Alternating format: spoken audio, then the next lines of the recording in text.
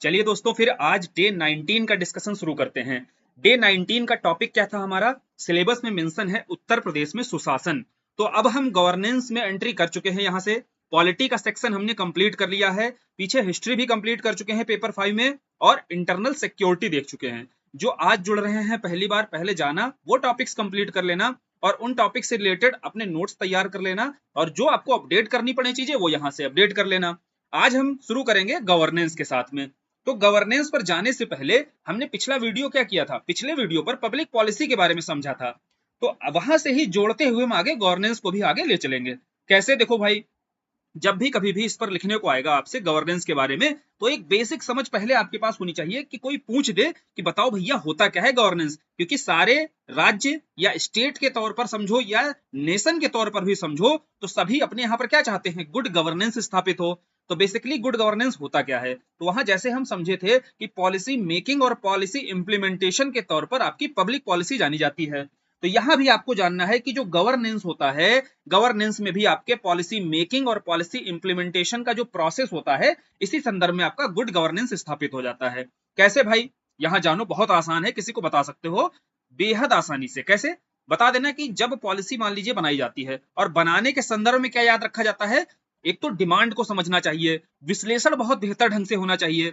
यदि डिमांड को बिना समझे और बिना विश्लेषित किए हुए कोई पॉलिसी मेकिंग कर दी गई, और भले ही उसका चाहे जितना इंप्लीमेंटेशन हो जाए, यानी कि चाहे जितने अच्छे ढंग से कोशिश कर ले प्रशासन उसको इंप्लीमेंट करने की, जब वो बनी ही नहीं है मांग के अनुसार, तो भैया वहां क्या कभी भी गुड गवर्नेंस दिखाई देगा? बोले वहां बैड गवर्नेंस ही दिखाई देगा आपको। और दूसरा क्या तरीका हो सकता है? दूसरा तरीका हो सकता है कि भले ही पॉलिसी मेकिंग बहुत ढंग से हुई है, बहुत अच्छे से एनालिसिस करके बनाई गई है, लेकिन अगर उसका इंप्लीमेंटेशन एडमिनिस्ट्रेशन के द्वारा नहीं किया गया अच्छे से, तो वहां भी आपको क्या दिखाई देगा? उस स्टेट में बैड गवर्नेंस दिखाई देगा। यह हो गया। आपको गुड गवर्नेंस सब समझना है तो पहले यह जान जाओ कि बैड गवर्नेंस क्या होता है, तो यहां क्लियर हो गया होगा आपको। अब आ जाते हैं गुड गवर्नेंस पर। तो पॉलिसी मेकिंग के स्तर पर भी आपका डिमांड को ध्यान में रखा गया होगा, बढ़िया से एनालाइज किया गया होगा, और जो इंप्लीमेंट किया गया होगा वहां भी एडमिनिस्ट्रेशन ने बहुत अच्छे से इंप्लीमेंट किया होगा किसी भी पॉलिसी को। तो वहां आपका उस राज्य में क्या दिखाई देगा? बोले उस राज्य में आपको सुशासन दिखाई देगा। सुशासन क्या होता है, इस पर एक बेसिक समझ पहले बनानी थी। अब कोई अगर आपसे सुशासन के बारे में पूछेगा, चलते फिरते अगर रास्ते में कोई टोक देता है भैया बता दो सुशासन क्या होता है, तो आपको तुरंत क्या करना है? पॉलिसी मेकिंग से लेकर इंप्लीमेंटेशन तक के प्रोसेस को पूरा समझा देना है कि क्या प्रोसेस रहना चाहिए मेकिंग पर और इंप्लीमेंटेशन पर। तो वहां सुशासन जैसी जो अवधारणा है वह स्थापित की जा सकती है। क्लियर? अब आगे बात करते हैं गुड गवर्नेंस की। देखो, गुड गवर्नेंस पर लिखने को आएगा तो ये सारी चीजें आप क्या कर सकते हो? एक रेफरेंस के तौर पर कहीं भी लिख सकते हो जब नहीं आ रही होती है इंट्रोडक्शन में। लेकिन इंट्रोडक्शन आपका मजबूत कब होगा? बोले इतनी बार पीछे बताया है, इंट्रोडक्शन देखो मजबूत कैसे हो सकता है? कोई करंट से रिलेटेड उस टॉपिक पर आपके पास सूचकांक है, रिपोर्ट है, वह डाल सकते हो तो बढ़िया से लिखो।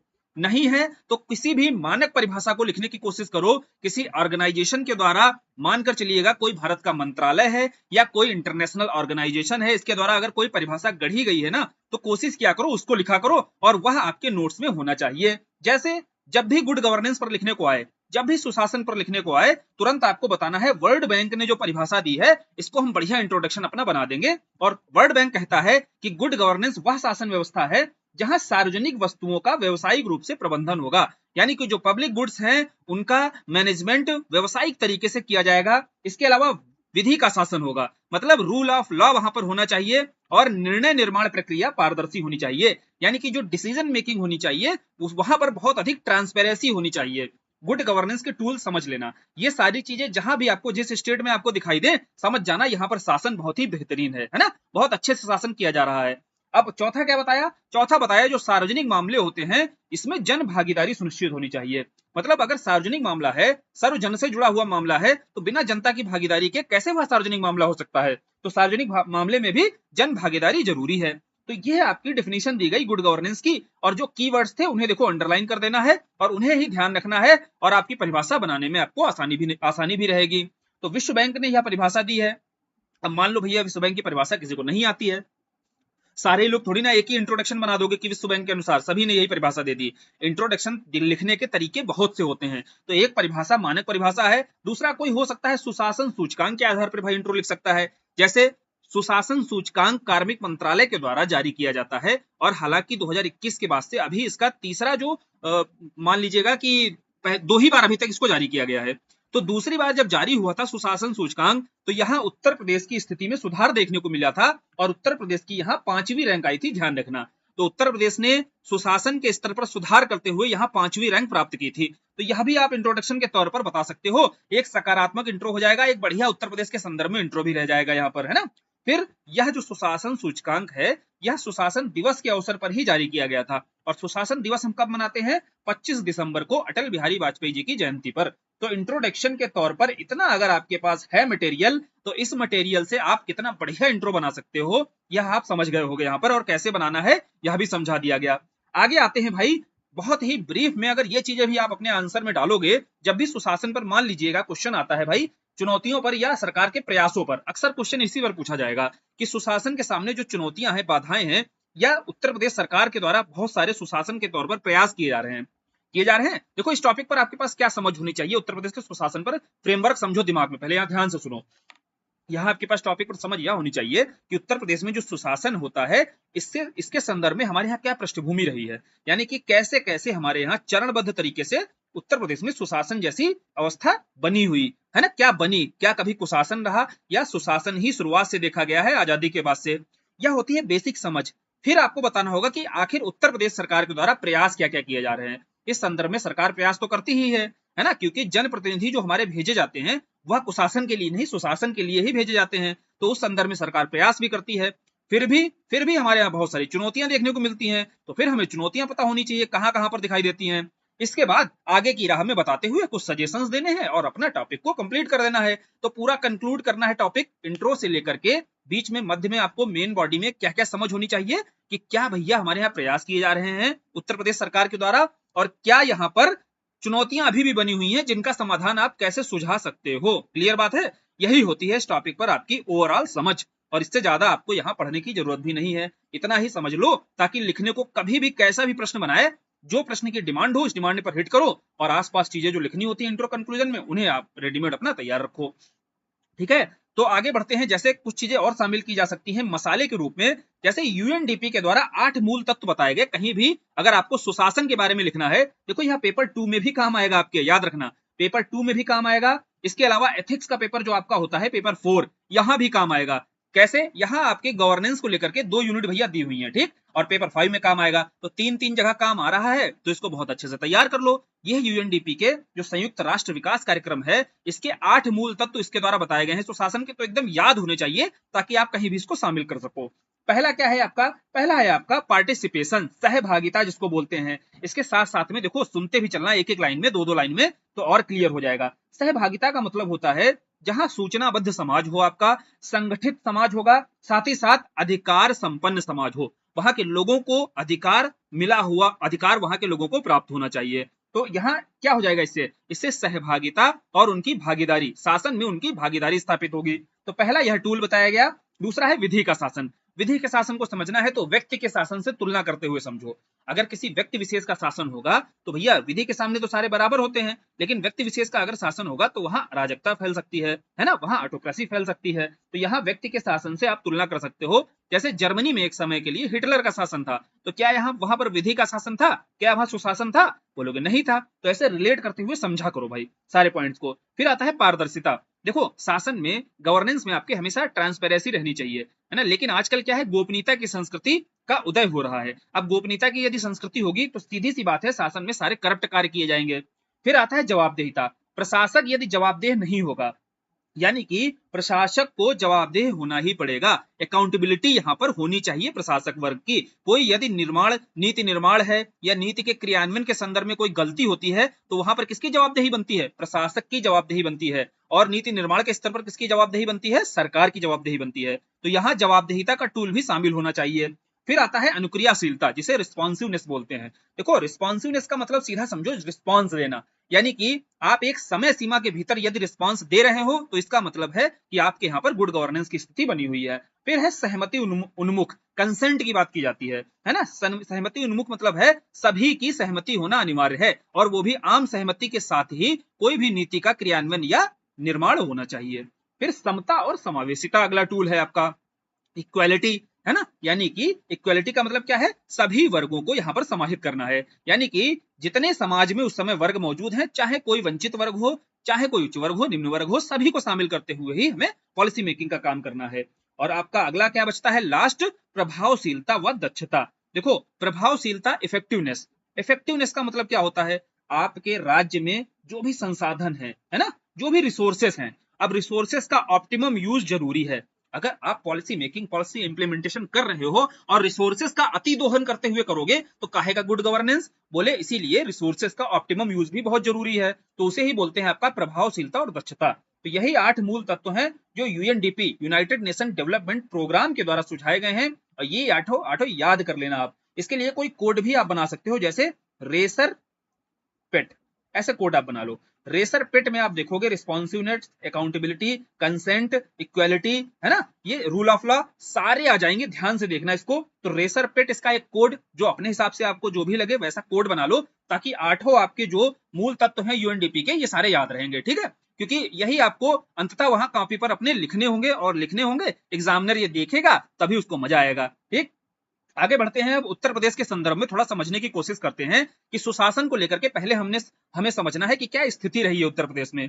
तो यहां भी तोड़कर समझेंगे, 90 से पहले राजनीतिक स्थिति क्या थी हमारे यहाँ, बोले राजनीतिक तो स्थिरता थी, जो केंद्र में सरकार थी वही हमारे राज्य में सरकार रही, मोस्टली कांग्रेस की सरकार ही रही।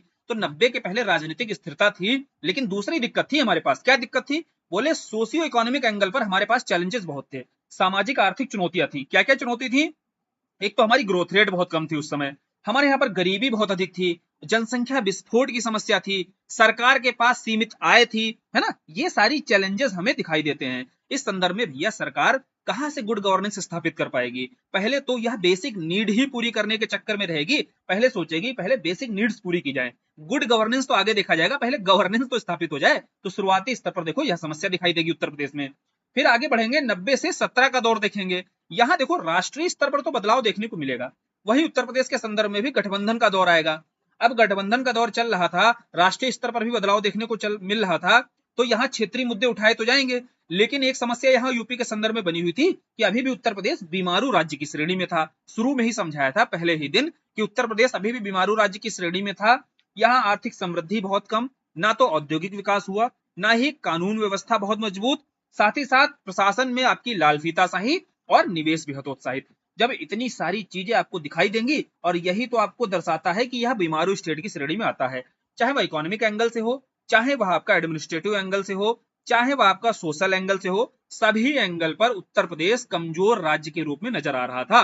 तो जब यहाँ कमजोर राज्य के रूप में खड़ा नजर आएगा, तो क्या गवर्नेंस वहां बेहतर हो सकती है, बताओगे नहीं हो सकती है। तो 17 तक का दौर यही दिखाई देता है। फिर बात करते हैं 17 के पश्चात। देखो जब अभी आप पेपर दोगे आगे 2-3 सालों तक, तो इसी बेस पर आप टुकड़ों में तोड़ करके बता सकते हो, है ना, क्योंकि आपका जो चेक करने वाला व्यक्ति है वह भी सरकार के द्वारा ही बिठाया गया व्यक्ति होगा, तो वह भी खुश हो जाएगा इस तरीके का आपका जो डिस्ट्रीब्यूशन करते हुए समझाओगे यह देख करके। तो 17 के बाद आप बताओगे कि रूपांतरण के दौर से उत्तर प्रदेश गुजर रहा है, अब बीमारू से हम ग्रोथ इंजन की ओर भाग रहे हैं। इस संदर्भ में उत्तर प्रदेश राज्य नियंत्रक राज्य से, यानी कि कंट्रोलर से, अब आपका सुविधा प्रदाता और सुविधा प्रदाता राज्य के रूप में आ चुका है, यानी कि अब सुविधाएं देगा। और उसको एग्जाम्पल देना है नोएडा फिल्म सिटी के साथ में। यहाँ सरकार क्या कर रही है, 50% सब्सिडी अपनी तरफ से दे रही है। नोएडा फिल्म सिटी में आप आइए और सरकार 50% सब्सिडी खुद देगी अपनी तरफ से। दूसरा, अब उत्तर प्रदेश राज्य प्रशासक राज्य ना बनकर के विनियामक राज्य बन चुका है। इसका example ODOP, one district one product के साथ में देना है। तीसरा बताना है प्रदायक राज्य, प्रोवाइडर से अब आगे बढ़कर पार्टनरशिप राज्य के रूप में स्थापित हो चुका है ना। यहाँ स्टेट आपका या जो सिविल सोसाइटी है और मार्केट है, तीनों मिलकर काम कर रहे हैं, तो पार्टनरशिप स्टेट के रूप में स्थापित हो चुका है प्रोवाइडर स्टेट से। तो यह आपको बताना है रूपांतरण के दौर से उत्तर प्रदेश गुजर रहा है, और रूपांतरण के दौर से गुजरने के कारण भी आपको देखो स्पष्ट रूप से समझ में आ गए होंगे, सरकार की जो नीतियां हैं और प्रशासन की जो जवाबदेहिता है ना, प्रशासन के जो कार्य हैं, नीति के क्रियान्वयन को लेकर के जो प्रयास किए जा रहे हैं, यहाँ राजनीतिक स्थिरता और प्रशासनिक जो जवाबदेहिता है, दोनों एक साथ मिलकर काम कर रहे हैं, तभी उत्तर प्रदेश आज बीमारू राज्य से आगे बढ़ते हुए ग्रोथ इंजन के रूप में दिखाई दे रहा है। और यह रूपांतरण के कुछ बिंदु आपको स्पष्ट रूप से नजर आ रहे हैं। यह हमने बैकग्राउंड समझ लिया और एक भूमिका बना ली उत्तर प्रदेश के संदर्भ में। अब सरकार के कुछ प्रयास देखते हैं। भाई रूपांतरण के दौर से गुजर रहा है, तो प्रयास क्या कर रही है या तो बताओ। प्रयासों के स्तर पर जब आप सोचना शुरू करते हो तो कैसे बताओगे? देखो, स्टेक होल्डर बेस्ड अप्रोच यहाँ पर रखा करो। क्या है stakeholder based? Stakeholder मतलब हितधारक, किसके किसके हित यहाँ जुड़े हुए हैं। तो बताओ, प्रशासन अगर अच्छा होगा, गवर्नेंस यदि अच्छा होगा, गुड होगा, तो किसके किसके हित जुड़े होंगे? सबसे पहले तो सिटीजन के, है ना, सबसे पहले तो नागरिकों के लिए ही तो प्रशासन लाया जा रहा है। बेहतर बेहतर प्रशासन किसके लिए लाया जा रहा है? बोले सिटीजन के लिए। तो नागरिक पहला स्टेक होल्डर। दूसरा भैया कौन ला रहा है, इंप्लीमेंट कौन कर रहा है? बोले एडमिनिस्ट्रेशन। तो दूसरा हो गया प्रशासक वर्ग। तीसरा भैया नीतियां कौन बना रहा है? बोले तीसरा है गवर्नमेंट। तो तीसरा हो गया गवर्नमेंट। आगे आप बता सकते हो इंफ्रा के स्तर पर, है ना, इंफ्रा के स्तर पर बता सकते हो, लॉ एंड ऑर्डर के स्तर पर बता सकते हो। तो एक तो अवसंरचना और कानून व्यवस्था, इनकी बहुत ज्यादा जरूरत है गवर्नेंस के स्तर पर, है ना। और आप बताओगे फंड, क्योंकि फंड की भी बहुत नीड होती है अगर किसी भी राज्य में आप गुड गवर्नेंस स्थापित करना चाहते हो। तो यही कुछ आपके माइंड में फ्रेमवर्क बनने चाहिए और इसी आधार पर आप अपने पॉइंट्स जनरेट करोगे। समझते देखो कैसे। पहला, सिटीजन के साथ में जब जाओगे तो बोलोगे नागरिक केंद्रित शासन पर बल दिया जा रहा है उत्तर प्रदेश सरकार के द्वारा। यानी कि कोई भी पॉलिसी यदि बनाई जाती है तो वहां सिटीजन को केंद्र में रखे हुए सिटीजन सेंट्रिक गवर्नेंस की बात की जाएगी। दूसरा है प्रशासन आपके द्वार, यानी कि जो प्रशासन है अब आपके द्वार पर आएगा और अपनी सर्विसेज देगा, है ना, सर्विस डिलीवरी अपनी आपके द्वार पर आकर के देगा। तो प्रशासन आपके द्वार जैसी धारणाओं पर सरकार कार्य कर रही है। इस संदर्भ में कुछ प्रयास बताने हैं, जैसे डिजिटल मार्ग का विकास किया जा रहा है, सरकार का जन सुनवाई पोर्टल, मुख्यमंत्री हेल्पलाइन जो चालू किया गया है 1076, इसके अलावा सीएम पोर्टल की जो शुरुआत है, ई कैबिनेट अवरोध मुक्त शासन उपलब्ध कराना। ये सारे प्रयास हैं जो प्रशासन आपके द्वार जैसी अवधारणा को सफल बनाएंगे। क्लियर बात है, ये सारे आपको बताने हैं। फिर तीसरा, गवर्नमेंट के स्तर पर क्या सोचोगे? सरकार कोशिश कर रही है कि न्यूनतम गवर्नमेंट होनी चाहिए और मैक्सिमम गवर्नेंस होनी चाहिए, यानी कि सरकार का हस्तक्षेप कम से कम रहे और ज्यादा से ज्यादा आपको सक्रिय कौन दिखाई दे? आपका प्रशासक ज्यादा सक्रिय दिखाई दे। तो शासन आपका ज्यादा सक्रिय होना चाहिए, सरकार बशर्ते कम हस्तक्षेप करे। इसी को बोलते हैं मिनिमम गवर्नेंट मैक्सिमम गवर्नेंस। इस संदर्भ में जो पहला प्रयास है, राज्य का हस्तक्षेप कम हो और निजी क्षेत्र की भूमिका बढ़ाने का प्रयास है। देखो, निजी क्षेत्रों में आप जानते हैं कि राज्यों का हस्तक्षेप कम होता है, वहां मिनिमम गवर्नमेंट दिखाई देती है, इसीलिए उन जगहों पर आपको प्रशासनिक व्यवस्था बहुत बेहतरीन दिखाई देती है। एग्जाम्पल लेते हैं, कोई एक सरकारी बैंक देख लीजिए और कोई प्राइवेट बैंक देख लो, कहां पर आपको सुविधाएं बेहतर मिलती हैं? तुरंत आप बताओगे निजी बैंकों में। निजी स्कूल ले लो, सरकारी स्कूल ले लो, है ना, दिल्ली जैसा एग्जाम्पल अगर छोड़ दिया जाए तो और जगहों पर देखो, निजी स्कूल ले लो, सरकारी स्कूल ले लो। उसका कारण क्या है? राज्यों का हस्तक्षेप वहां अधिक होता है और इस संदर्भ में निजी क्षेत्र कोई कार्य नहीं करना चाहते हैं, है ना। अब बात करते हैं मुख्यमंत्री यूपी दर्पण डैशबोर्ड। कुछ ये डैशबोर्ड हैं, सेवा मित्रा है, माइन मित्रा है, ऐसे ई गवर्नेंस उपकरण है, कुछ टूल्स हैं जिनका प्रयोग भी किया जा रहा है मिनिमम गवर्नमेंट के तौर पर, क्योंकि यहाँ बिचौलियों का अंत किया जाएगा, सरकार के स्तर पर हस्तक्षेप कम रहेगा, सारी चीजें डिजिटलाइज की जा रही हैं और डिजिटलाइज करने से क्या होगा? एडमिनिस्ट्रेशन बेहतर होगा और गवर्नमेंट का हस्तक्षेप कम हो जाएगा। फिर है ईज ऑफ डूइंग बिजनेस में आपको बताना है इसी संदर्भ में, भैया जब बिजनेस के लिए आप अनुकूल परिवेश दे दोगे तो आपकी रैंक स्वाभाविक सी बात है बेहतर हो जाएगी। तो इसी संदर्भ में उत्तर प्रदेश की दूसरी रैंक आपकी ईज ऑफ डूइंग बिजनेस में दिखाई भी दी थी। यह आपने गवर्नमेंट के आप क्या किए? तीन तरीके से सोचे, एक सेंट्रल बेस, एक सिटीजन बेस पर सोचे, एक एडमिनिस्ट्रेशन बेस पर आपने सोचे प्रयास सरकार के, तीसरा आपने गवर्नमेंट के बेस पर सारे प्रयास सोच लिए। अब आगे बढ़ते हैं इंफ्रा के स्तर पर जो समस्याएं हैं। देखो, इंफ्रास्ट्रक्चर का डेवलपमेंट भी कर रही है और कानून व्यवस्था को प्रभावी बना रही है। यहाँ पर आप जानते हैं कानून व्यवस्था के संदर्भ में उत्तर प्रदेश को राष्ट्र स्तर पर क्या वैश्विक स्तर पर भी जाना जाता है। तो यहाँ निवेश परिवेश अनुकूल भी निवेश जो परिवेश है उसको भी अनुकूल बनाया जा रहा है। जब आप कानून व्यवस्था बेहतर करोगे किसी भी राज्य की, या किसी भी राज्य में आप अवसंरचना इंफ्रास्ट्रक्चर पर कार्य करोगे, तो स्वाभाविक सी बात है वह उस राज्य को निवेश मिलेगा ही मिलेगा। इसको एग्जाम्पल के तौर पर समझ सकते हैं, वैश्विक निवेश सम्मेलन जो उत्तर प्रदेश में हुआ, यहाँ लगभग 33 लाख करोड़ रुपए का निवेश प्राप्त हुआ। जिन जिन क्षेत्रों को अभी तक निवेश नहीं मिलता था उन्हें भी निवेश मिला है, जैसे बुंदेलखंड क्षेत्र हो गया, मिर्जापुर सोनभद्र के क्षेत्र हो गए, यहाँ पर भी निवेश की प्राप्ति हुई। उसका प्रमुख कारण क्या रहा? जो अवसंरचनात्मक विकास है और कानून व्यवस्था को प्रभावी ढंग से लागू किया जा रहा है। ठीक है, फिर है स्थानीय स्वशासन हेतु। अब देखो, ये सारे प्रयास हमने देखे, उसके बाद एक वर्टिकल अप्रोच के साथ भी जा सकते हैं। कैसे? राज्य के स्तर पर तो हमने सोच ही लिया कि गुड गवर्नेंस स्थापित करना है। अब राज्य के स्तर से नीचे थोड़ा आओगे तो आपको डिस्ट्रिक्ट के लेवल पर सोचना पड़ेगा, कि डिस्ट्रिक्ट के लेवल पर भी सोचने की जरूरत है। और डिस्ट्रिक्ट से भी नीचे और आओगे तो आपको ग्रामीण यानी कि विलेज के लेवल पर भी सोचना चाहिए। तो भैया एक बात बताओ, क्या राज्य के स्तर पर ही गुड गवर्नेंस होना चाहिए? बोले डिस्ट्रिक्ट लेवल पर भी होना चाहिए और विलेज गांव के लेवल पर भी होना चाहिए। तो यहाँ भी कुछ प्रयास बता सकते हो, है ना? ये क्या है, आप एक वर्टिकल अप्रोच के साथ में भी जा सकते हो। तो आप बताओगे कि डिस्ट्रिक्ट लेवल पर जिला सुशासन सूचकांक जारी करना, इसके माध्यम से क्या होगा, जिले जितने हैं ना, जिलों के मध्य में एक स्वस्थ प्रतिस्पर्धा, एक हेल्दी कंपटीशन क्रिएट होगा। और यहाँ सरकार, यहाँ के जिले में जो उपस्थित प्रशासन है, यह प्रशासन क्या करेगा, और बेहतर से बेहतर करने के लिए मोटिवेट होगा, प्रोत्साहित होगा। क्लियर? तो इसी संदर्भ में आप गांव के तौर पर जब बताओगे, तो पंचायतों को जो पुरस्कृत करने का कार्य शुरू किया गया था, यहां से भी आप पंचायतों के मध्य हेल्दी कंपटीशन क्रिएट कर रहे थे। तो यह भी आप बता सकते हो। यह कुछ प्रयास हैं, हमने बताए कि उत्तर प्रदेश सरकार के द्वारा किए जा रहे हैं। बोले ठीक है, इतने प्रयास हो रहे हैं, फिर भी क्या चुनौतियां नहीं है क्या? बोले हैं, चुनौतियां हैं। अभी समझते हैं कि कहां कहां पर चुनौती है। हमारा काम क्या है, पहले प्रयासों को समझ लें, बता दें।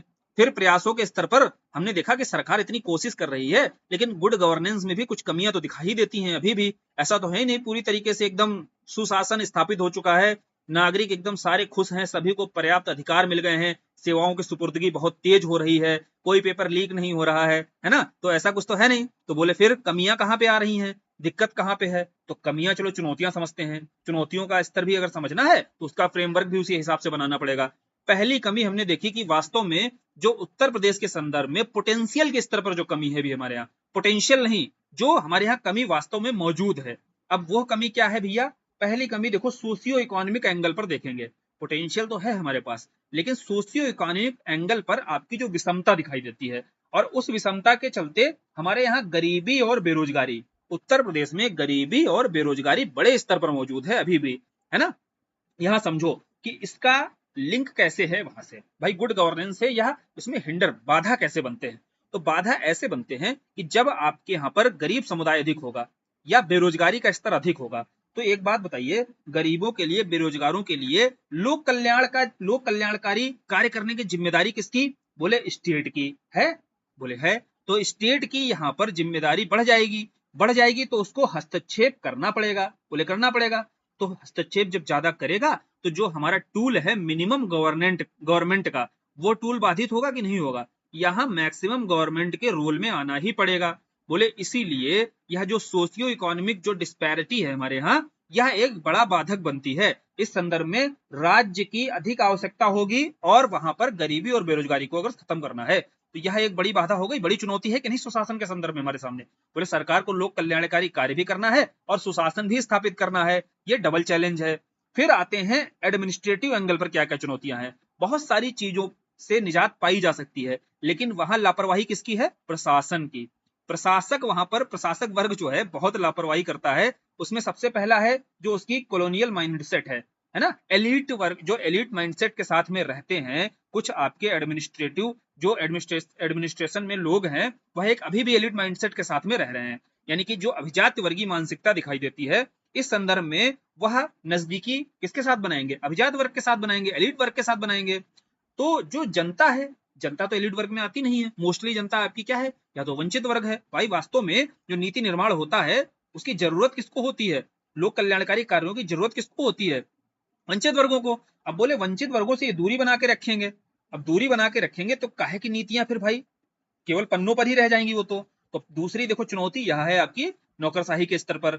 एक नौकरशाही के स्तर पर आपकी लाल फीताशाही, रेड टैपिज्म जिसे बोलते हैं। देखो यार, रेड टैपिज्म की समस्या क्या है? एक तो यह केवल रूल के अकॉर्डिंग जो शासन करते हैं, है ना? बेसिकली केवल रूल के अकॉर्डिंग नहीं, शुरू में ही समझाया था, रोल मॉडल के तौर पर काम करना चाहिए। और भ्रष्टाचार, करप्शन की भी एक बड़ी समस्या है। जब एडमिनिस्ट्रेशन में बैठे हुए लोग करप्शन की ओर आगे बढ़ेंगे तो क्या वह अपनी जवाबदेहिता या पारदर्शिता से काम कर पाएंगे? बोले नहीं कर पाएंगे। यह एक बड़ी चुनौती आपको दिखाई देती है प्रशासन के स्तर पर। फिर आते हैं डिजिटल साक्षरता को लेकर के। देखो, कोई भी नीति को क्रियान्वित करना है अगर, तो उस संदर्भ में आपको जागरूकता भी फैलानी पड़ेगी, लेकिन जागरूकता के संदर्भ में बड़ी चुनौती हमारे पास डिजिटल अवसंरचना की है, डिजिटल इंफ्रास्ट्रक्चर की है और डिजिटल लिटरेसी की है। ना तो हमारे ग्रामीण क्षेत्र के लोग डिजिटली लिटरेट हैं इतना, और ना ही हमारे पास इंफ्रा भी नहीं है। दो डेटा है इस संदर्भ में। इंफ्रा के स्तर पर पीछे समझाया था कि 67% के आसपास जो आपका इंटरनेट है प्रयोगकर्ता शहरी क्षेत्रों में है, 33% ही है आपका इंटरनेट प्रयोगकर्ता ग्रामीण क्षेत्रों में आते हैं। इसके अलावा लिटरेसी भी आपको इसी तरीके से ग्रामीण और शहरी क्षेत्रों में अंतर दिखाई देगा। और ग्रामीण में डिटेल से जाओगे ना तो वहां महिला और पुरुष के बीच भी एक बड़ा गैप बनता है। ठीक, तो यह एक बड़ी चुनौती है भैया। फिर आते हैं गवर्नमेंट के ऊपर। गवर्नमेंट में क्या कमी है? गवर्नमेंट में कमी है कि राजनीति का अपराधीकरण बढ़ रहा है, यानी कि क्रिमिनलाइजेशन ऑफ पॉलिटिक्स। पॉलिटिक्स का क्रिमिनलाइजेशन बढ़ रहा है। कहने का मतलब है कि पॉलिटिक्स में आपके क्राइम किए हुए लोग ज्यादा आ रहे हैं। यहाँ एक डेटा है कि उत्तर प्रदेश जो विधानसभा में नवनिर्वाचित विधायक हैं उसमें से 50% से ज्यादा लोग ऐसे हैं जिन पर कोई ना कोई क्रिमिनल केस चल रहा है। याद रखना, अभी तक जो आपके नवनिर्वाचित विधायक हैं उसमें से आधे ऐसे हैं भैया, आधे से ज्यादा ऐसे हैं जिन पर क्रिमिनल केस लगा हुआ है। अब जो क्रिमिनल केस लगा हुआ व्यक्ति आ रहा है, आपका नीति निर्माण के कार्य जिसको दे दिए, सौंप दिए है आपने, वो क्या नीतियों का निर्माण करेगा आप समझ सकते हो। ठीक, उसके बाद कानूनों के स्तर पर देखते हैं कि पक्षपात तरीकों से क्रियान्वयन किया जाता है। जैसे अनुसूचित जातियों के विरुद्ध यहाँ डेटा से एक समझते हैं, यहाँ कानूनों का पक्षपात पूर्ण तरीके से जो क्रियान्वयन हुआ तो उसका एक डेटा आप दे दोगे ना, तो ये आपका जो पॉइंट है ये सार्थक हो जाएगा। ठीक, तो यहाँ बताओगे कि जो अनुसूचित जाति है, जो शेड्यूल कास्ट है, इसके विरुद्ध हिंसा में उत्तर प्रदेश शीर्ष स्थान पर रहा है। वहीं लैंगिक हिंसा के मामले भी सर्वाधिक कहाँ देखे गए हैं? उत्तर प्रदेश में देखे गए हैं। ये बड़ी चुनौतियां हैं, प्रशासन के सामने भी बड़ी चुनौती है, सुशासन के लिए भी बड़ी चुनौतियां हैं। तो एक आपने सोशियो इकोनॉमिक एंगल पर सोचा, फिर एडमिनिस्ट्रेशन में क्या क्या समस्या है वह देखी, फिर इंफ्रा के स्तर पर क्या क्या समस्याएं हैं, है ना, और लिटरेसी के स्तर पर क्या क्या समस्याएं हैं, फिर गवर्नमेंट के एंगल पर पॉलिटिक्स में क्या समस्याएं मौजूद हैं, और जो आपका कानून है ना, जो रूल ऑफ लॉ की बात की जाती है और लॉ के इम्प्लीमेंटेशन यानी कि उसके पक्षपातपूर्ण तरीके से क्रियान्वयन पर क्या क्या समस्याएं आती हैं, यह देख ली। तो यही सारी चुनौतियां मौजूद हैं, इनका ही समाधान जो प्रयास किए जा रहे हैं उन प्रयासों को सफलतापूर्वक क्रियान्वित किया जाए, यही आगे की राह आपको बतानी होती है। आगे की राह में आपको सजेशंस देने हैं कि भैया इनका प्रभावी और सुदृढ़ शासन व्यवस्था यहाँ पर स्थापित होनी चाहिए। इस संदर्भ में क्या होना चाहिए? वहां विधि का शासन स्थापित होना चाहिए, क्लियर है, और नागरिक अधिकारों की सुरक्षा हो, साथ ही शासन प्रणाली जो है वहां सरलता होनी चाहिए शासन प्रणाली में। इसके अलावा जो सेवा सुपुर्दगी है, यानी कि जो सेवा सुपुर्दगी यानी कि सर्विस जो डिलीवरी है वो बहुत अधिक इफेक्टिव होनी चाहिए। कोई सर्विस यदि प्रशासन के स्तर पर दी जा रही बहुत इफेक्टिव तरीके से और विद इन टाइम देने का प्रयास किया जाना चाहिए, जिसे रिस्पॉन्सिवनेस अकाउंटेबिलिटी बोलते हैं। उसके बाद यदि किसी मान लीजिए नीति को लेकर के हमें फीडबैक लेना है या कोई मान लीजिए लूपहोल रह जाता है, वहां शिकायत करना चाहता है सिटीजन, तो शिकायत करने के स्तर पर एक प्रभावी शिकायत निवारण तंत्र होना चाहिए। ठीक, प्रभावी शिकायत निवारण तंत्र, शिकायत करने के लिए जो शिकायत प्राप्त हुई है उसका निवारण भी बहुत तेजी से होना चाहिए। यह कुछ चीजें हैं जो आप सुझाव के तौर पर दे सकते हो। इसके साथ साथ आप बता सकते हो कि शासन में आपका ट्रांसपेरेंसी भी हो और अकाउंटेबिलिटी भी हो, और यह कैसे हो सकती है, इसके कुछ टूल्स होते हैं। जैसे आरटीआई के बारे में बताओ, यहाँ पर सिटीजन चार्टर बताओ, है ना। आरटीआई तो आप जानते हो कि कोई हमें दिक्कत लग रही है, प्रशासनिक कोई अधिकारी है या प्रशासन की कोई नीति है जिससे हम सहमत नहीं है, हम आरटीआई के द्वारा पूछ लेंगे भाई। उसके अलावा सिटीजन चार्टर क्या होता है? देखो, कोई अगर संगठन होता है, संगठन के बाहर सिटीजन के क्या क्या राइट्स होते हैं उस संगठन के प्रति, या संगठन के क्या दायित्व होते हैं सिटीजन के प्रति, वह एक लिस्ट बना करके सिटीजन चार्टर के रूप में वहां लगा होता है। तो यह सिटीजन चार्टर एक तरीका हो सकता है, आप जान सकते हो कि क्या क्या भाई आपके अधिकार हैं। फिर सोशल ऑडिटिंग, जो सामाजिक अंकेक्षण सोशल ऑडिटिंग आप जानते हैं, यह भी एक बड़ा टूल हो सकता है शासन में पारदर्शिता और अकाउंटेबिलिटी स्थापित करने के लिए। तो इन्हें प्रयोग किया जा सकता है। इन्हें सुझाव के तौर पर बताओ कि इनका बेहतर प्रयोग होना चाहिए। इसके साथ साथ एक बड़ा यह भी देखो पॉइंट के रूप में डालना है सुझाव के स्तर पर कि प्रशासकों की अभिवृत्ति परिवर्तन, यानी कि प्रशासकों का जो माइंडसेट है उसे बदलने की जरूरत है। अगर माइंडसेट ही चेंज नहीं हुआ तो आप जितने ये टूल्स पीछे देख रहे हो, कितने भी प्रयोग कर लो, अगर उसका आपने एटीट्यूड ही चेंज नहीं किया तो भैया आप पीछे कितने भी प्रयास कर लो, चाहे कोई आरटीआई लगा लो, कुछ भी लगा लो, करप्शन को लेकर के यदि आपने उसकी मानसिकता, आपने उसका माइंडसेट ही नहीं चेंज कर पाया तो फिर बेकार है सारे प्रयास। तो इस संदर्भ में यहां भी प्रयास होना चाहिए कि प्रशासकों का की अभिवृत्ति परिवर्तन हेतु प्रयास। इस संदर्भ में सरकार के द्वारा जैसे मिशन कर्मयोगी ऐसे कुछ प्रयास किए जा रहे हैं, यह आपको अपने आंसर में भी शामिल करना है। कुछ और टूल्स जैसे 3T है ना, सॉरी 3C 5T, ऐसे कुछ अगर शब्द आपको मिला करें प्रशासन से संबंधित शामिल कर सकते हो, तो कंक्लूजन के स्तर पर इन्हें शामिल किया करो। 3C क्या है? जैसे आपका क्लैरिटी, एक सी है आपका क्लैरिटी, और दूसरा सी क्या हो सकता है? दूसरा सी है आपका करेज। ठीक, ध्यान से लिख लेना, एक सी है आपका क्लैरिटी, दूसरा सी है आपका करेज, और तीसरा सी आपका क्या हो सकता है? कॉन्फिडेंस। ठीक, यानी कि शासन में आपका क्लैरिटी दिखाई दे, करेज होना चाहिए और कॉन्फिडेंस होना चाहिए। तीनों सी आपको जब दिखाई देंगे तभी आपका शासन क्या हो सकता है, सुशासन के रूप में स्थापित हो सकता है। तो ये कलेक्ट किया करो 3 सी, स्पष्टता, साहस और दृढ़ निश्चय, ये 3 सी आपको दिखाई देंगे। इसके अलावा 5 टी के स्तर पर देखो, ट्रेड आप बता सकते हो, टूरिज्म बता सकते हो, है ना, टेक्नोलॉजी बता सकते हो, ट्रेडिशन बता सकते हो। ऐसे ही आपको 5 टी शामिल कर लेने हैं जब भी आप गवर्नेंस के स्तर पर लिखोगे। तो 5 टी आप खुद भी बना सकते हो कोई भी सकारात्मक तरीके से, जो चीजें आप जानते हो कि शासन, बेहतर शासन के स्तर पर कौन कौन से टी हैं जो शामिल कर सकते हो। जरूरी नहीं है कि जो टी आपको 5 टी के तौर पर बोल दिया गया, ट्रेड टूरिज्म, अपनी तरफ से भी कुछ बना सकते हैं टी जो आपके दिमाग में आ जाए, है ना। टेक्नोलॉजी आप बना दीजिएगा, ट्रेड बना दीजिएगा, टूरिज्म बना दीजिएगा, ट्रेडिशन बना दीजिएगा, सरकार का ट्रेडिशन पर फोकस इस समय ज्यादा है, ठीक। तो ऐसे ही आपको शामिल करना है। 3C 5T ये सब क्या होते हैं, ये सब कीवर्ड्स होते हैं जो आपकी कॉपी में लिखे होने चाहिए। और ये जब आपके लिखे होंगे तो आप अपना कंक्लूजन जो है, रेडीमेड कंक्लूजन भी तैयार कर सकते हो यहाँ से। तो आगे की राह में कैसे चीजें लिखी जाती हैं यह समझाया। इसके अलावा सरकार के प्रयास और सरकार के द्वारा समझ जो चुनौतियां हैं यह समझ में आ गई होंगी। और शुरुआत में पहले सुशासन के स्तर पर एक समझ विकसित हुई, समझ के साथ में और कुछ इनरिच्ड किया गया कुछ डेटा के साथ में। जैसे मान लो सुशासन सूचकांक पर ही कोई इंट्रो लिखना चाहे, कोई विश्व बैंक की परिभाषा पे इंट्रो लिखना चाहे, और कोई यूएनडीपी के साथ में मान लो मूल तत्व 8 जो उसके हैं वो बता दिया। ये 8 तो याद ही होनी चाहिए यार। इसको क्या है, पेपर 2 में भी आप शामिल कर सकते हो, एथिक्स में भी इसको शामिल करो, जहां मौका मिले सुशासन पर लिखने को वहां ये शामिल करो। इतना अच्छा मैटर अपना तैयार कर रखो। और यहाँ मटेरियल वही दिया गया है, कचरा कुछ नहीं दिया जाता है, जिसको आप अपने आंसर में प्रयोग कर सको, कोशिश की जाती है वही निकाल करके आपको मटेरियल दे दिया जाए। चलो फिर, वीडियो अगर पसंद आ रहा है तो वीडियो को शेयर वेयर कर लिया करो दोस्तों के बीच में, है ना। इतना तो फिर बनता ही है। चलो फिर खत्म करते हैं आज के लिए, धन्यवाद। और बताना गवर्नेंस का जो टॉपिक हमने शुरू किया है जल्द ही इसको खत्म कर लेंगे और पेपर 5 फिर आपका लगभग पूरा कंप्लीट हो जाएगा। तो गवर्नेंस बताना आप लोगों को समझ में आया, कोई खास टफ नहीं है, ये बहुत आसान है, बिल्कुल बेसिक अप्रोच और कॉमन सेंस तरीके से समझने की अगर कोशिश की जाए। आज के लिए धन्यवाद।